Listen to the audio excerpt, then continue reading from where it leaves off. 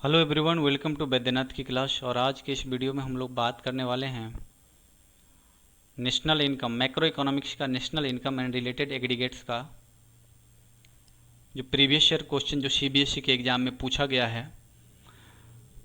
उसके बारे में। तो अभी तक हम लोग 2010 से लेकर 2013 तक जो 29 क्वेश्चन पूछा गया था उसके बारे में ऑलरेडी पढ़ चुके हैं। और अगर आपने अभी तक वो वीडियो नहीं देखा है तो हमारे चैनल के प्लेलिस्ट में जाके आप उसे देख सकते हैं। तो आइए आज बात करते हैं प्रीवियस ईयर क्वेश्चन 2014 के बारे में, जो कि ऑलरेडी सीबीएसई के एग्ज़ाम में पूछा जा चुका है कि give the meaning of capital goods. Capital goods क्या होता है, इसके बारे में हम ऑलरेडी बात कर चुके हैं 2010 क्वेश्चन नंबर 3।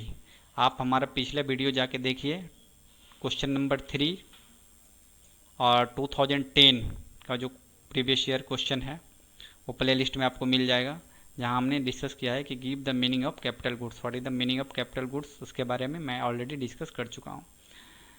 क्वेश्चन नंबर 31 के बारे में बात करते हैं। What is the meaning of national product.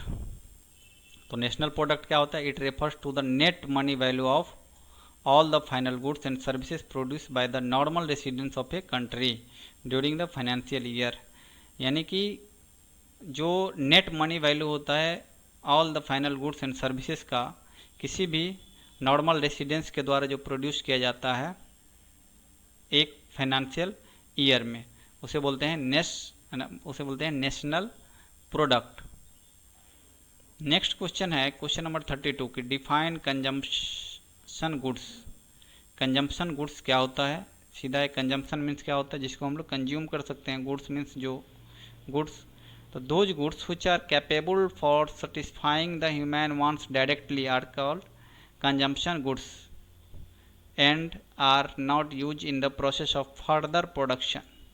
As for example, bread, sugar, tea, water, shoes, radio, fruit, vegetable, furniture, etc. आप जो कोई भी गुड्स आप देख रहे हैं और उसका यूज कर रहे हैं, और अगर ये कहीं ना कहीं आपके वांट्स को सेटिस्फाई कर रहा है तो that particular goods is known as consumption goods. यानी जो भी कंजम्पशन को गुड्स को हम कंज्यूम कर रहे हैं उसे हमें सेटिस्फेक्शन मिलता है, उस पार्टिकुलर गुड्स को बोलते हैं कंजम्पशन गुड्स। क्वेश्चन नंबर 33 है कि give 2 example of intermediate goods. ये क्वेश्चन हम ऑलरेडी डिस्कस कर चुके हैं 2013 में। ठीक है, कि इंटरमीडिएट गुड्स क्या होता है? कि इंटरमीडिएट गुड्स का जो यूज किया जाता है during production process as a raw material की तरह से इस गुड्स का यूज किया जाता है। ठीक है, प्रोडक्शन करने के लिए। तो जैसे मिल्क हो गया यूज फॉर डेयरी शॉप और फॉर रीसेल, एंड कोल हो गया जो इसका कि फैक्ट्री में यूज किया जाता है फर्दर प्रोडक्शन में। तो ये सब क्या है? इंटरमीडिएट गुड्स है। मतलब इस गुड्स की मदद से हम लोग दूसरा गुड्स भी प्रोड्यूस कर सकते हैं। क्वेश्चन नंबर 34 है कि define investment. What is the meaning of investment. ये भी क्वेश्चन हम ऑलरेडी डिस्कस कर चुके हैं, यानी ये क्वेश्चन भी रिपीट हो रहा है। ठीक है, तो हमारा जो ये मतलब यहाँ पे इस टाइप के क्वेश्चन को लाने का मतलब ये है कि आप इससे ये अंदाज़ा लगा सके कि क्वेश्चन जो है वो कैसे रिपीट हो रहा है। ठीक है, तो इन्वेस्टमेंट क्या होता है? Investment is the process of capital formation. ठीक है, ये क्या है? इन्वेस्टमेंट क्या है? ये कैपिटल फॉर्मेशन है।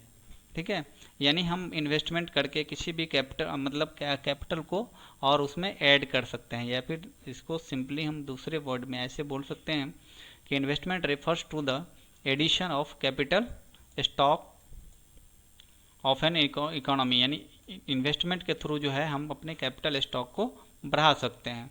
ठीक है, तो what is the meaning of investment, मतलब इन्वेस्टमेंट का क्या मीनिंग होता है आपको समझ में आ गया होगा। नेक्स्ट क्वेश्चन है क्वेश्चन नंबर 35 कि give the meaning of depreciation. Depreciation क्या होता है? ठीक है, तो डेप्रिसिएशन क्या होता है इसके बारे में भी हम लोग ऑलरेडी बात कर चुके हैं।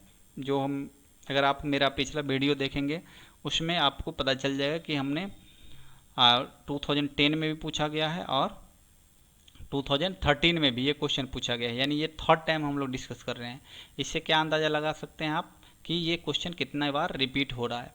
तो डेप्रिसिएशन क्या है? कि depreciation refers to the fall in the value of fixed asset. ठीक है, फिक्स्ड एसेट क्या हो गया? Plant and machinery.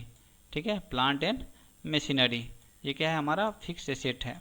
तो उसमें अगर फॉल आता है due to normal wear and tear, passage of time और एक्सपेक्टेड ऑब्सोलेंस, यानी कि पैसेज ऑफ टाइम मतलब 1 साल, 2 साल, 6 महीना, 2 महीना, 2 दिन, 4 दिन, यानी टाइम बीतने के साथ जो फिक्स एसेट में क्या होता है कि फॉल होता है, ठीक है।